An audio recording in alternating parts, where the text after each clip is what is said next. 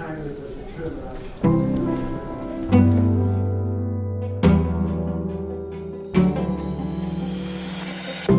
I feel very privileged, feel very proud of them. They're two beautiful, unique individuals that are both put so much love and care between them, but to other people. So thank them for that.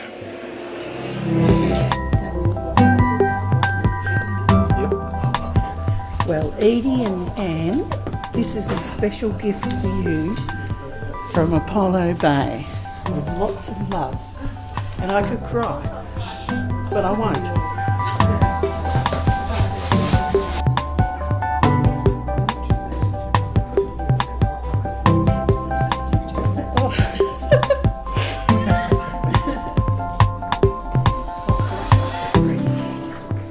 It's such a privilege to be here today to celebrate the love of Anne and Edie. I haven't known Anne and Edie for a long time, not as long as many people who are here today. They've been together for 33 years. But I first met Anne when she was struggling with some issues around aged care and respite care for Edie. And what struck me so immediately was how deep and abiding the love of this beautiful couple is. To see both of them through the last few years as they have gathered in strength to be able to speak out so strongly for marriage equality, particularly at this time, has been very heartening for me. Their love is clearly one that should be celebrated and one that we should all be very privileged to be a part of.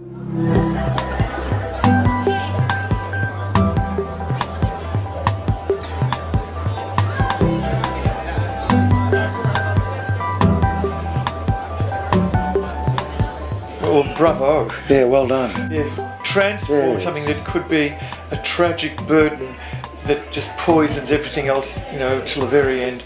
And they've managed to somehow galvanise and harness that to turn it into a celebration of love. And a force of positiveness. Wow, I mean, it's something that, you know, it's truly inspiring, you know, because my natural inclination is to go, woe is me, you know, with when something tricky happens. But one doesn't have to do that at all, really. They have our utter admiration. Totally.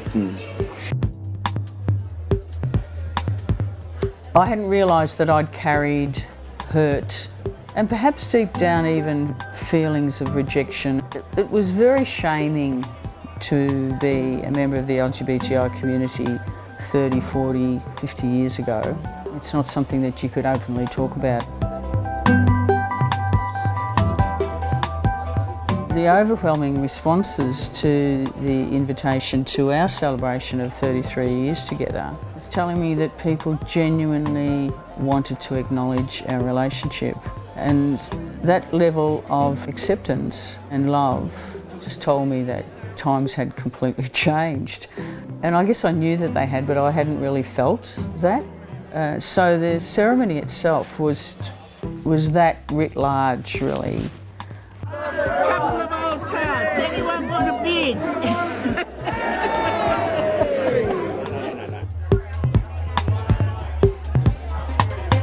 Well, my role as Commissioner for Gender and Sexuality is to try and bring on change, to make Victoria more inclusive for LGBTIQ people, you know, and that's for the elders, you know. Elders in our community have been treated, you know, so terribly badly, and we have a lot of work to make them feel, you know, feel included. And the Circle of Love project is one of those ways, and I'm so glad that the Victorian Government could contribute just the smallest part to today.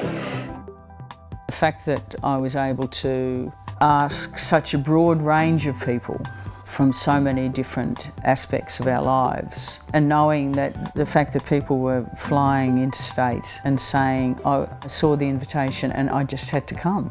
It felt as if it was beyond us as well. It felt like a movement.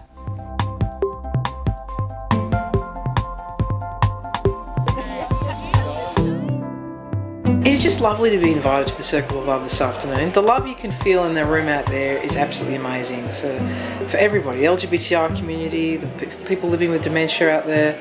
You know, there's a whole community around Edie and Anne that have come together for this event. It's just so beautiful. Met someone from Kansas come down, someone from St Albans. You know, people have come from all over, in standing room only. Because, you know, the Circle of Love is so important. We all need to feel loved and accepted.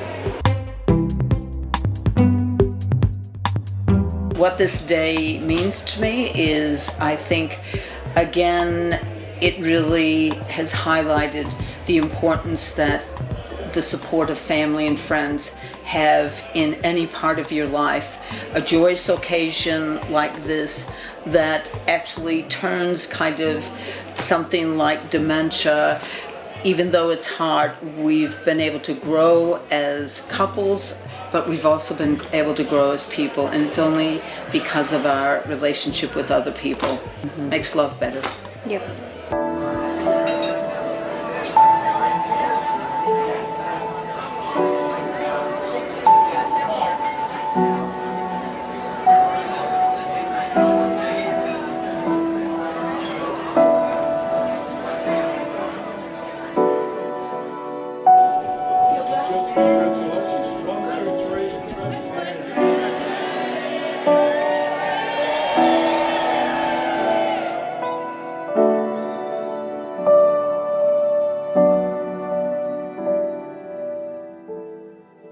I never imagined anything like this could possibly happen when I was growing up, and it would have made such a difference to me just to know that this sort of ceremony, these sorts of celebrations and days were around, were about, were kosher, were legitimate. So it's a little bit late, but it's happening, and I think of all of the younger versions of me who would be celebrating their discoveries about their sexuality rather than being shameful and hiding.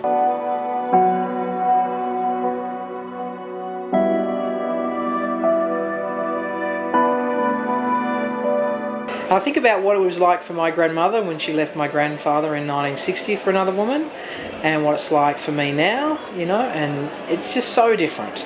But discrimination is still alive and well in Victoria, and everyone doesn't feel accepted, and we have more work to do.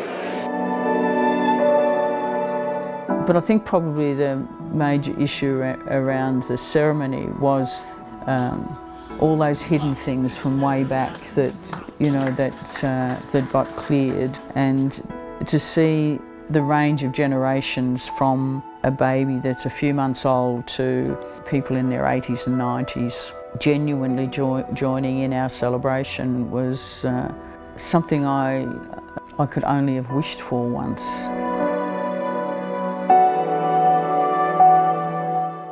When I told my parents, they wept bitter tears. One, because they knew I wouldn't be procreating, that was very important to them. 5 children, all procreating madly, Catholic family. But also my mother thought that I was a pedophile, you know. And, you know, just the mythologies and the misinformation not only impacts on people who are gay or who are black or who are transgender or whatever oppressed group, Indigenous people, it impacts in a different way on the family and friends. Oh, yeah. But to do them credit, they took me in as a son. That's right. They just loved me. No, but that's it. That's the Australian goodwill that is really out there. That's the Australian capacity for acceptance and tolerance, which has been our experience for most of our 45 years together.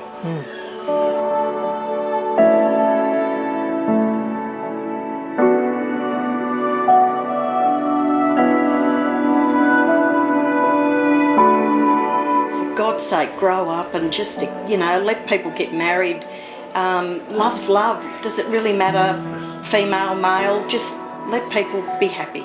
Edie and I are both spontaneously loving people, and to have felt the freedom to be able to express that affection and to hold hands and to embrace and have people not just accept it, applaud that, but to celebrate it was extraordinary. We, your friends and family, will now raise our hands in a gesture of blessing over you both.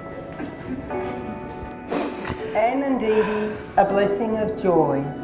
Everybody, Anne and Edie, a blessing of joy. Anne and Edie, a blessing of peace. Anne and Edie, a blessing of peace. Anne and Edie, a blessing of steadfast love. Anne and Edie, a blessing of steadfast love. Thank you.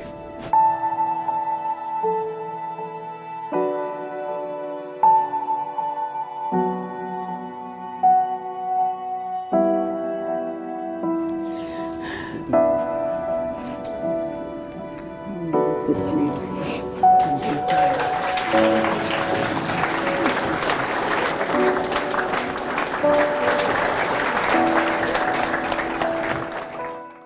I think going back 33 years, being a gay man myself also, it was sort of, in some ways you moved out of the country because that's what you felt you needed to do, and you moved to the big city. And yet it was as much probably inside yourself a feeling of non-acceptance. You sort of put that on people. I think there probably were far more people that would have been okay with it, but sometimes you didn't give them the chance. You didn't actually share, you held it, you held your own cards. And it's because in later, even today, talking to people, there's some people say, hey, who cares, you know, whether people are gay or not gay, or but back then, and I'm going back over 50 years, I'm going back, we were fairly ignorant. There wasn't sort of role models on TV or movies, or so it was something that it was a secret. You kept the notion of keeping secrets, and it also carried a sense of shame back then. And again, the Catholic Church in the country was a huge influence, and that didn't treat the notion of gayness very kindly. Whereas today, I think I feel far more comfortable being out, country or city.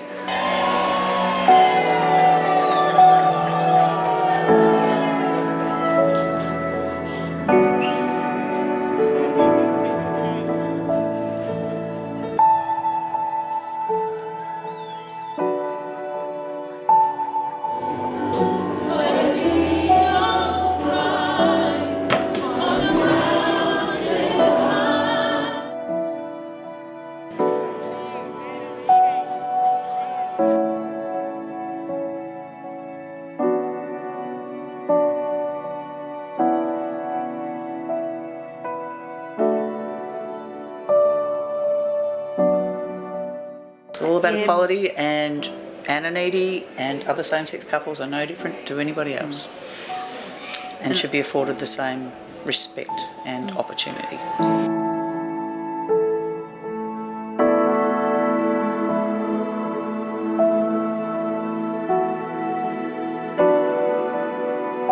The thing about being a minority, particularly one that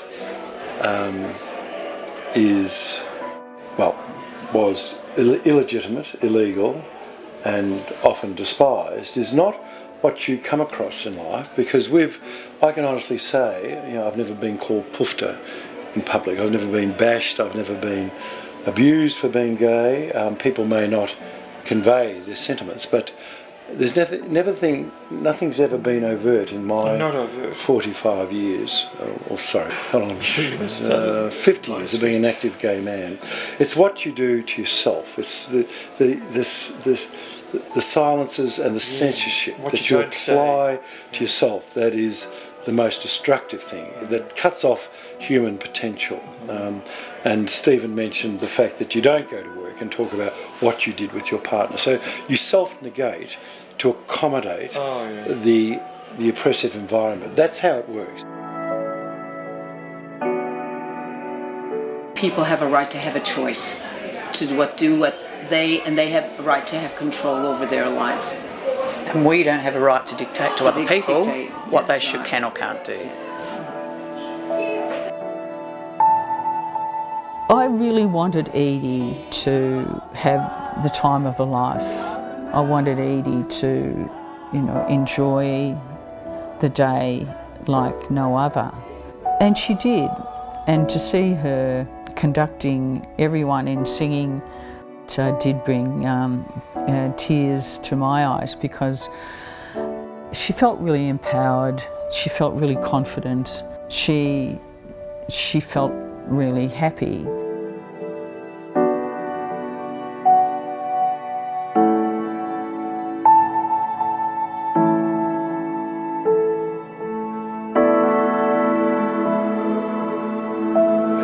Coming into the Gordon Hall made it extra special because of the memories that this hall brings up.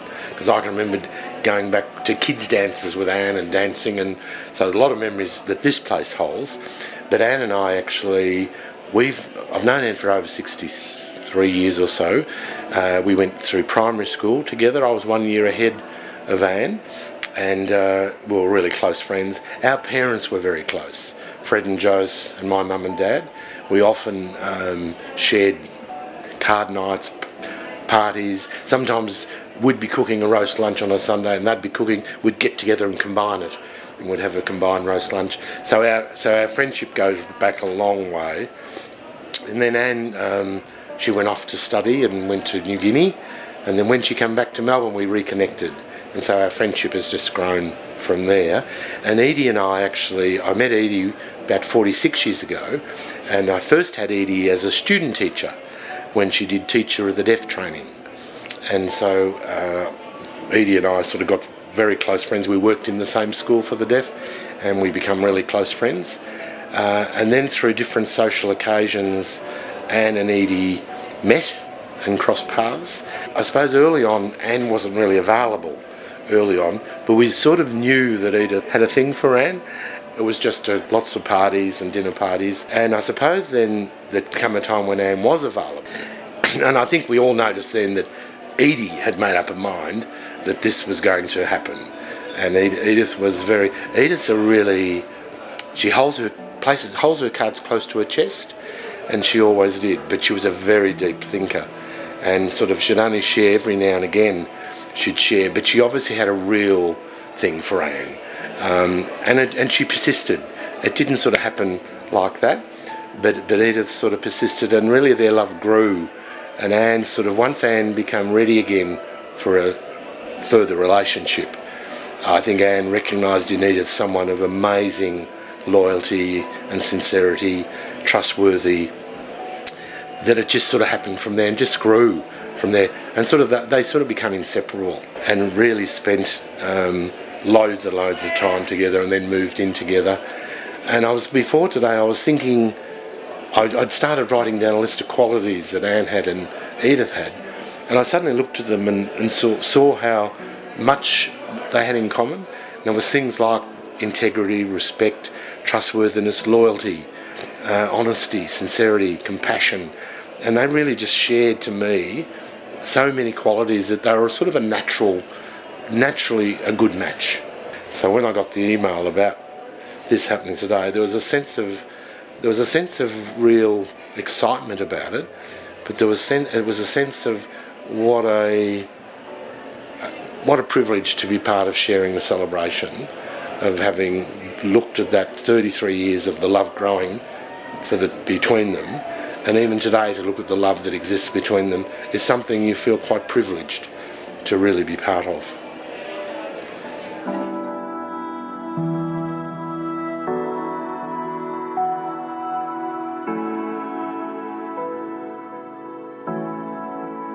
Going to talk about the ceremony and the celebration on Sunday. Last Sunday. Yeah. So you're going to talk about it. Say anything you like.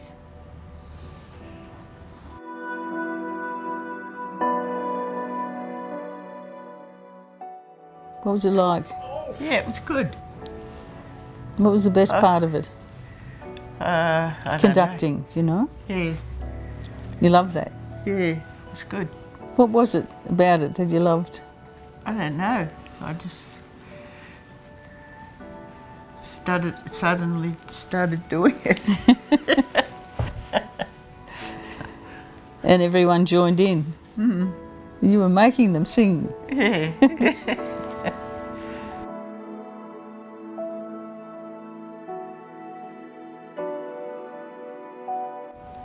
Yeah, it was special, Edie. Yeah. People you hadn't seen for a while? Yeah. Remember anyone that was there? Special?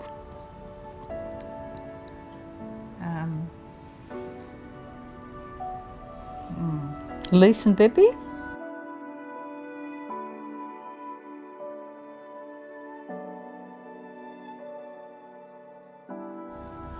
Oh yeah, Lise and Beppy. Mm-hmm. And your family? Yeah.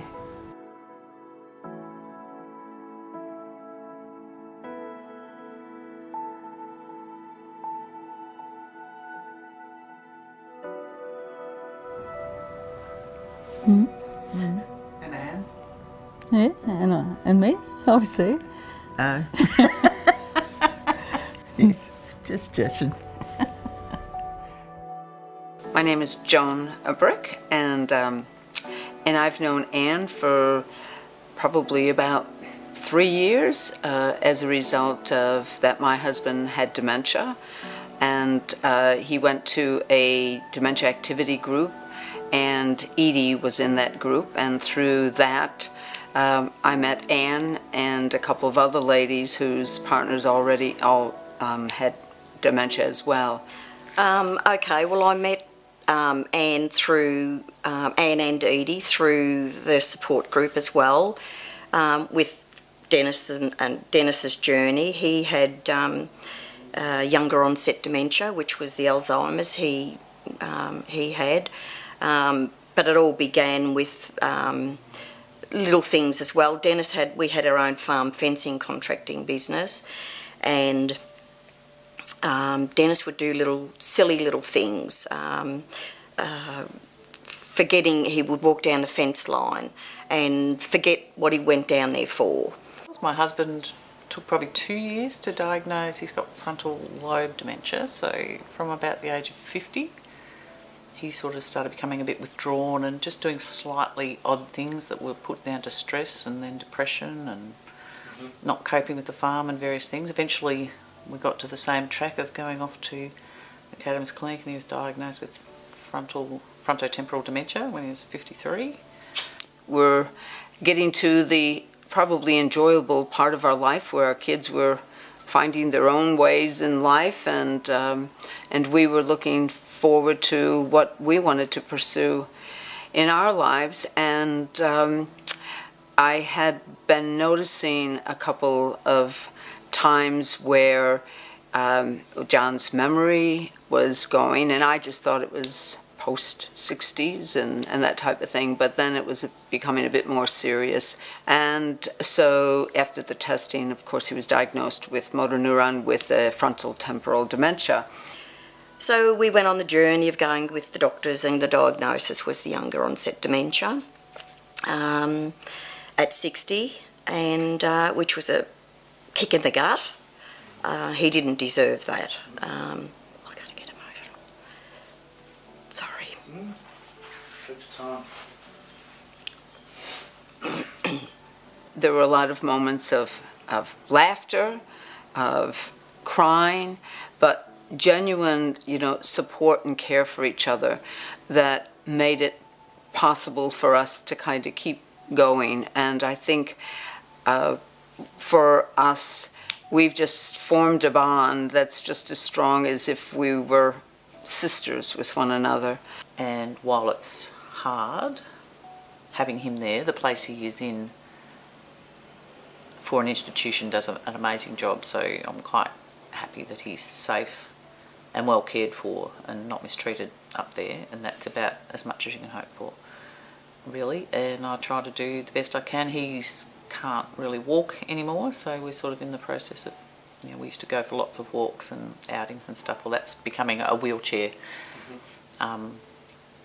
way of doing that now, so that's taken me quite a bit of getting used to. I think that I suppose it's the last loss of independence that he's had, but it's more me getting used to it, I think, not him, but he's happy in himself, and that's the main thing, I suppose.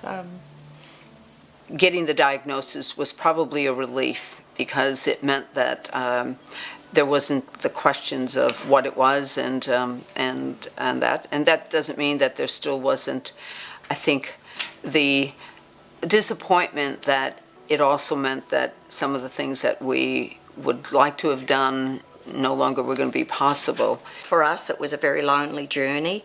I hate that word, but I don't know what other word to use, because we had a lot of family and friends that avoided us, wouldn't have anything to do with us.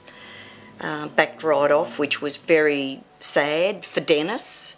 I could cope, which hurt me, but it was more about Dennis. I was angry, and still am. I still still am. It's very hard to tell with someone with dementia that is non-verbal, that can't tell you if they've got pain or they're upset or they're distressed.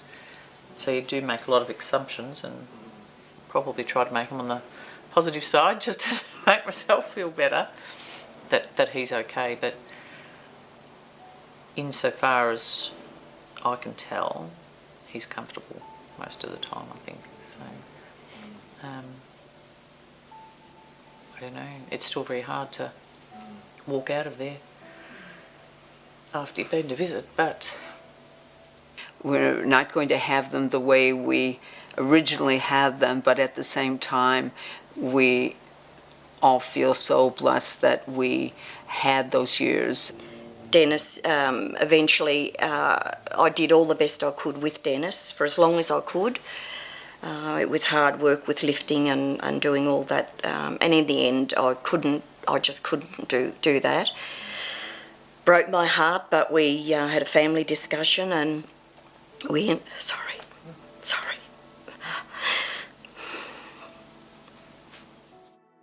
Sometimes I wasn't sure that I was going to get through it, but with John's help in being who he was, and with the support, you know, that I was pleasantly surprised that that I came out a better person and a stronger person as a result of it.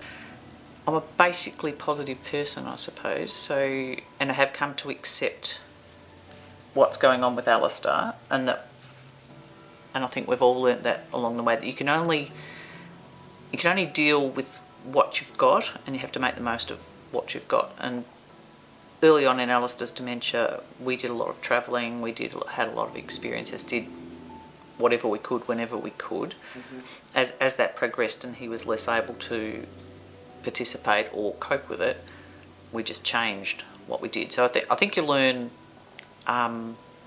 to change to fit the circumstances. So that's something you sort of learn out of necessity, I guess, that you have to change to suit them rather than trying to make your partner fit what's going on in your life. You've got to make your life fit what works for your partner. So basically I find that anything that seems to give my husband pleasure will make me happy. So if I think he's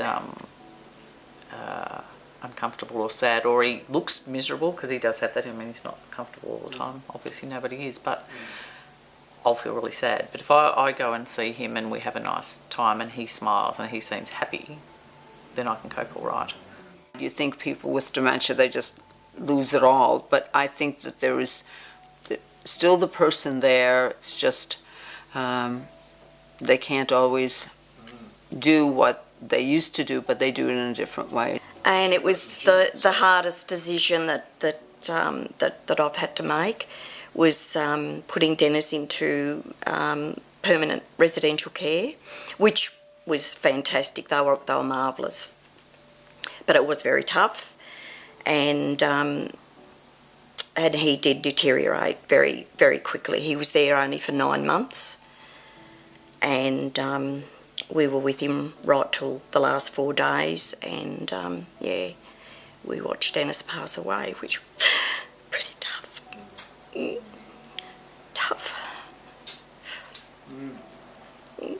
He died in my arms, and I looked at him and he looked at me, and I knew, like, he was letting go as much as I was telling him to let go. And that's to me where the mutual love, and that's, you know, where we know they were the love of our lives. You're getting used to living alone.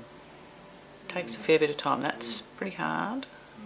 And again, this is where friends like these girls help a lot with that. And not just that they're friends, but being able to talk about all that, because we're sort of all... That's the sort of unique thing, is that we're all in the same boat, so we can completely understand exactly where each of us is coming from, I think. That was the good thing about our group.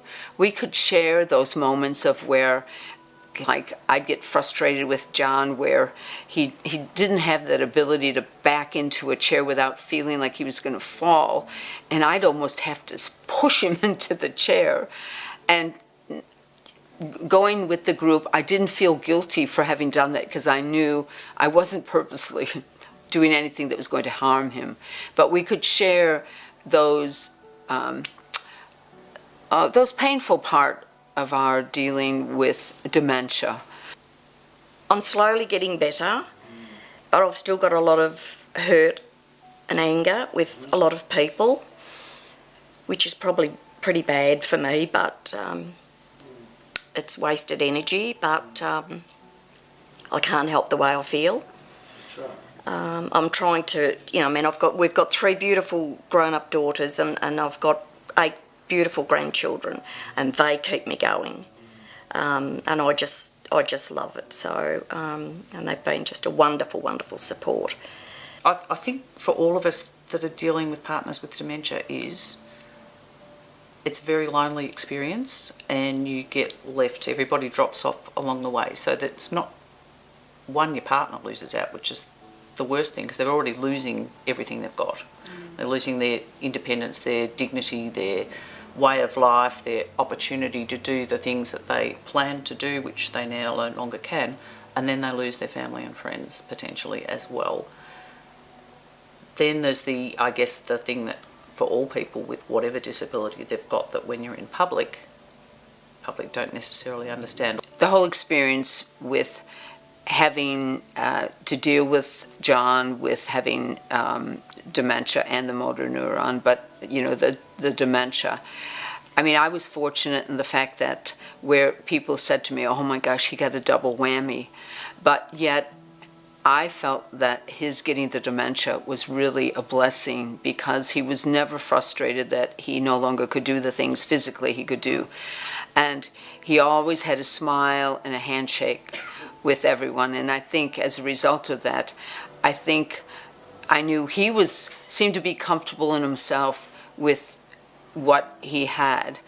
And therefore, as I used to tell my kids, even though they were upset that Dad had gotten the diseases, but as I said to them, do you see Dad ever get cranky or angry? He's always happy and has a handshake for everybody. And I think we got a lot to learn from John. And I know the other lasses would say the same thing in their dealing with Edie and Tony, Alistair and Dennis, that there's a lot we learned from them through the journey.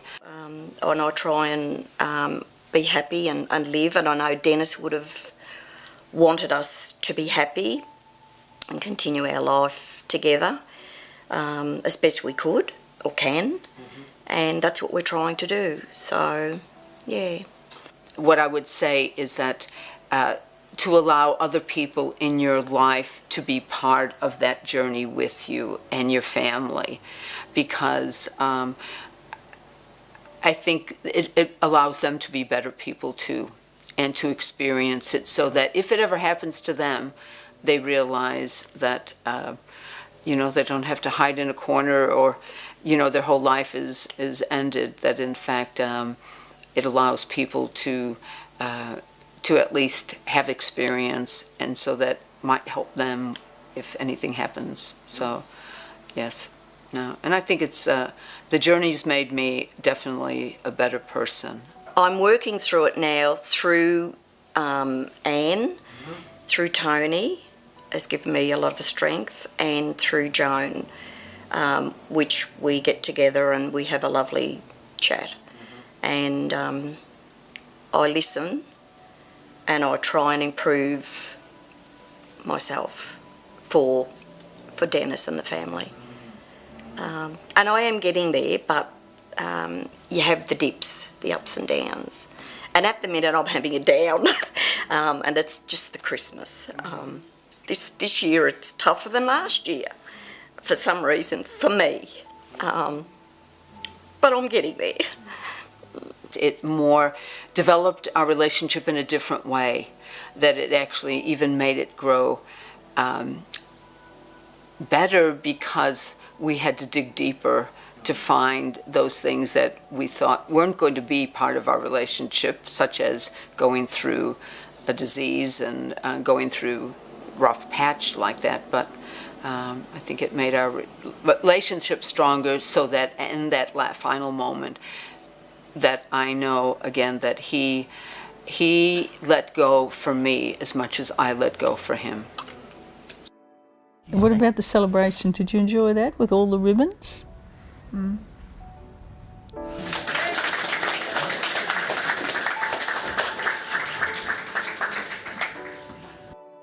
Yep. And what about Peter and Avi? Mm. Peter was MC. Mm. And Avi, what was Avi doing? He was playing the piano, I think. Beautifully. Yeah.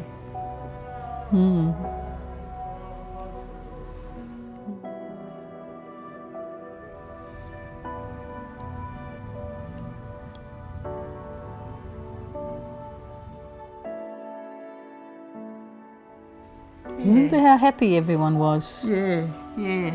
You know, and We had a lot of laughs and... a lot of laughs and lots of people, lots of kisses and cuddles. And Yeah. Yeah. it was wonderful, wasn't it? Yeah, it was wonderful.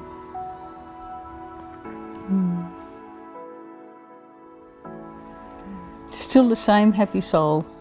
Yep. Yeah. So we had a lot of people there with dementia and their partners, and I always enjoy seeing people who are in a similar position to ourselves enjoying life and having fun together. So that was really special that we had so many people representing dementia. There were quite a few Sisters of Mercy there, and quite a few Mercy associates there, and you know, they represent an evolved and modern way of thinking where what I've discovered in more recent years, that their thinking in a whole lot of ways is not very different to my own. And you know, I lost track of some of these people for a while, and you know the shifts that you make in your own life, but to actually discover that so many other people have made the same shifts, and that many of us from very different backgrounds, you know, have a lot in common now. And so that was really special, that irrespective of age, gender, background, whether they're straight or whether they're part of the LGBTI community, and you know, we certainly had lots of friends representing the LGBTI community. The meeting, you know, there's so much divisiveness, there's so much hate, division, there's so much hurt, and to actually be in a space where everybody just wanted to have a good time together, you know, was amazing.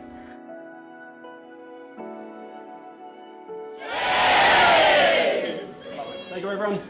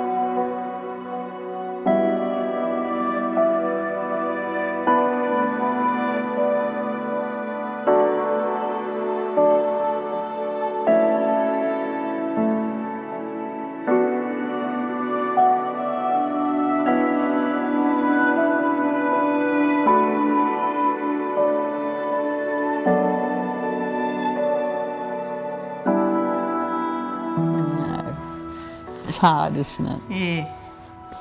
But you're happy. I'm happy, yeah, I'm happy. You're happy with the celebration, and you're happy with the ceremony, and happy with the film, and you're happy with me. Yeah. But you've got to behave. Okay, well I'll try to keep that in mind. Yeah. Just pulling your leg. Yeah, I know. That's lovely to have that on film. That's really lovely, isn't it?